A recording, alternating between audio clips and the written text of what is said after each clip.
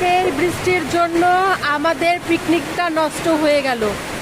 বন্ধু, তোমরা দেখতে পাচ্ছ কেমন মুষলধারে বৃষ্টি নেমেছে। আমরা ফরেস্টে এসেছিলাম পিকনিক করতে। কিছু লোক দেখো এখানে দাঁড়িয়ে আছে, এই যে কিছু দাঁড়িয়ে আছে বাচ্চা নিয়ে, এই যে এই দেখো এখানে দাঁড়িয়ে আছে কত লোক, বসে ঘুমিয়েও পড়েছে, এই দেখো।